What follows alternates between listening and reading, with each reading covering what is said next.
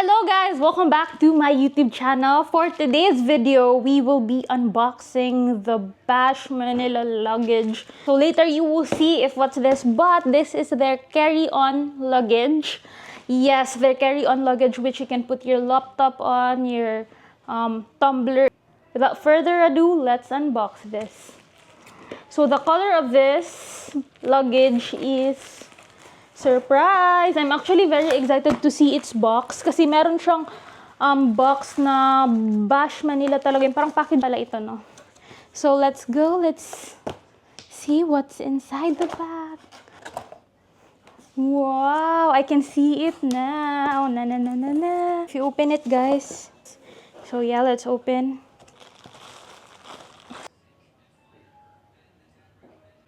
Carry on. Grabe ko nakapawis. So here na talaga, the most and biggest reveal. Charot. Ayan. So let's... Ta-da! This is it! My goodness! I'm like, my goodness. Oh, let me take a look. Maganda siya. I'm so amazed. Maliit lang pala siya sa personal. Malaki kasi siya tignan sa mga video na nakikita ko. Grabe ko nakapawis. Sobrang init. Ayan. So, nandito ang kanyang tag. The story begins. Bash. And then, this is Bea Alonzo. I'm so excited to put this in my junk journal.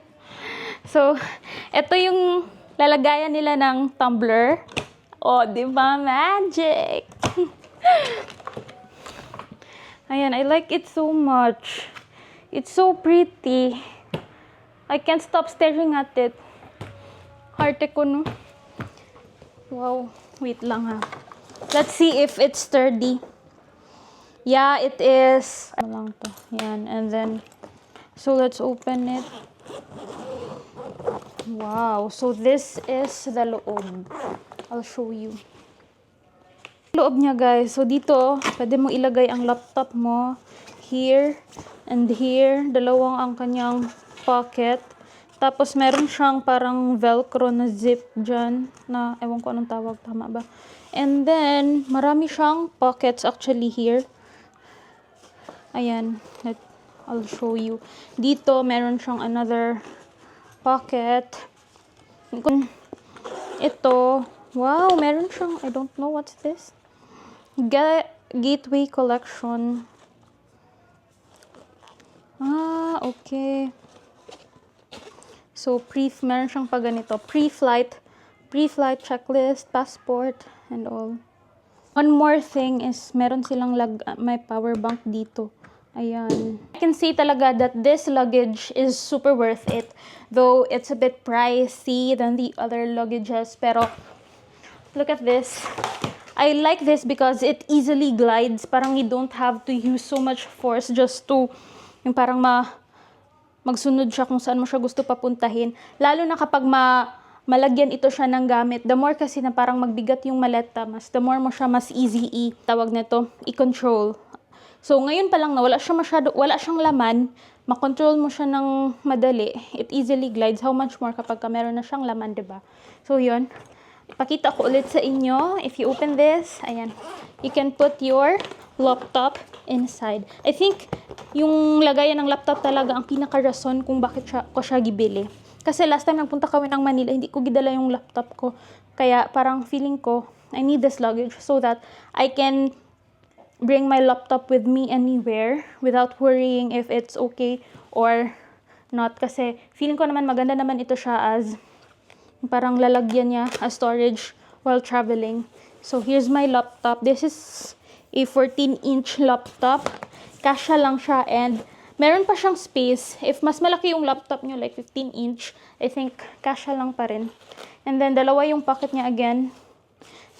Once you open it, ito ang makikita mo. Ayan, as you can see. Tapos meron siyang ganito.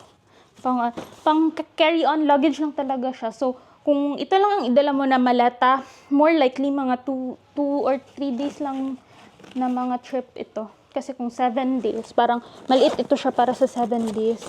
Ito, meron siyang extra pocket here. Ginahanap ko kung saan pwede ilagay yung... nandito yung kanyang power bank.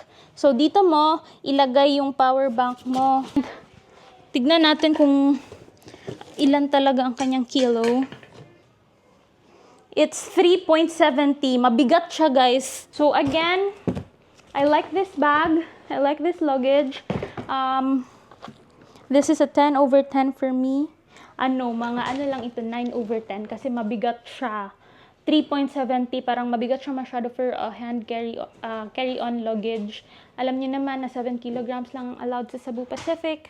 Pero kung sa PAL kayo, hindi ko alam kasi you know na on a budget lang tayo always mag-alis. Pero kunwari mayaman ka, who cares? Yun lang, guys. Thank you so much for watching. I hope you like and subscribe our video. Bye!